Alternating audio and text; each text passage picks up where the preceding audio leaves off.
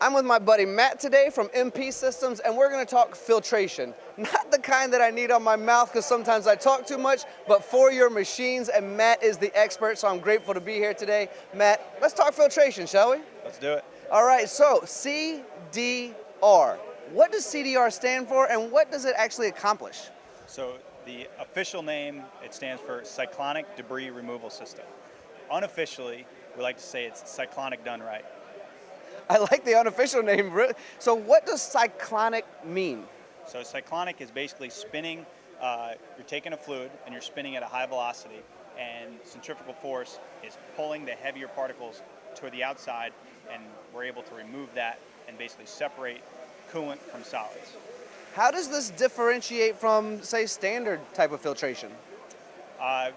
The biggest benefit of cyclonic is that there's no disposable media. It's basically zero maintenance. So you're able to hook this thing up, let it run.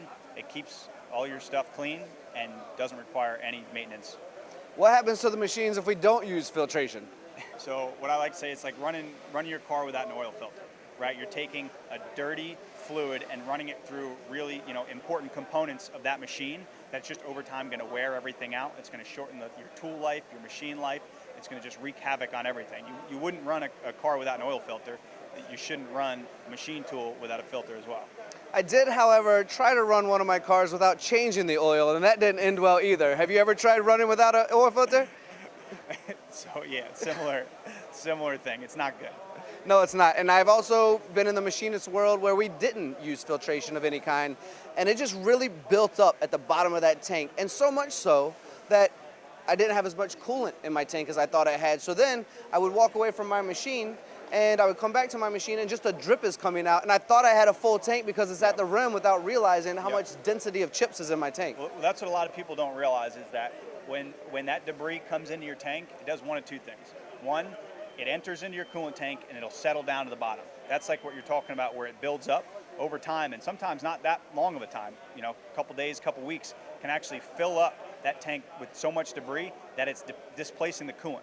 So one, the coolant has a hard time finding its way, has to go through this labyrinth of chips to get from, the conveyor to the pumps, but also it's displacing that coolant. So what was at one point a 100-gallon coolant tank, now it's filled with 70 gallons of chips. Now it's only a 30-gallon coolant tank, and you start starving pumps, running dry, machines alarming out. It causes a lot of issues.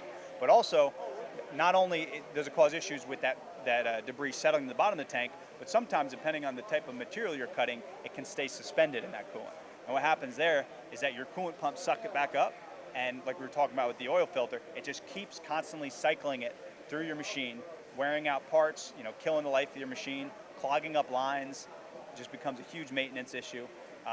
Not something you want to deal with if you're able to avoid it.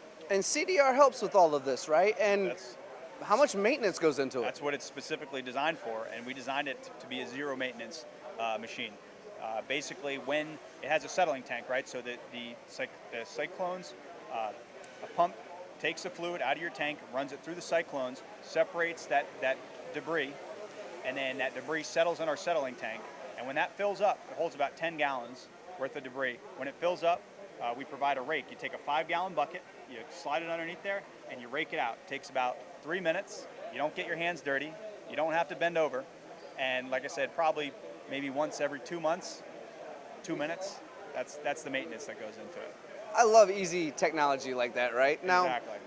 Matt, there's a buzzword going on in the industry right now, and that buzzword is automation, right? Automation is everywhere. Is this implemented in an automation style as well? Yeah, so that was actually the specific demand that helped prompted us to design this product, was because everybody wants to run lights out, they want to run maintenance free, they want to run through the weekend, and you can't do that when your machine's alarming out, right? Unless you can afford to have a full-time maintenance team, on staff, not just during the day shift, but also through the night, through the weekends, and nobody can afford that. So we designed this product to allow customers to be able to run through the night, through the weekend, without shutting down for machine stoppages.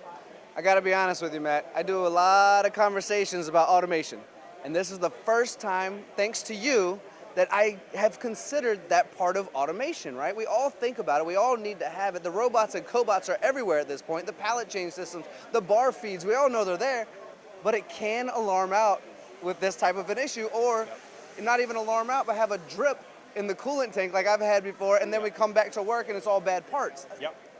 Thank you for enlightening me on that subject, my friend. Bad parts, coolant, a flood of coolant on the floor, and it only takes one soft alarm to stop running through the weekend, and you just lost, 48 hours worth of cutting time. Well, Matt, now that you've blown my mind, and I want to learn more about this, I'm sure there are other people out there right now with the same mindset. What's your website, and how can we find out more about MP Systems? Easiest way to find us would be mp-systems.net.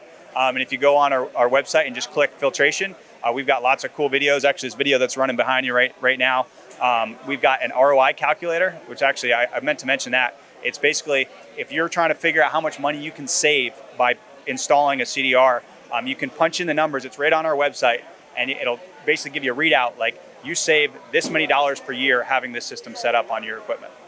mp-systems.net. I'm going to go there right away because I'm very curious on that ROI that you just explained. Matt, thank you for sharing this story with the audience. You're amazing. I appreciate it, guys, gals. I hope you've learned as much as I have today. I hadn't even thought about that automation side of things, but now I will moving forward, thanks to my buddy Matt here.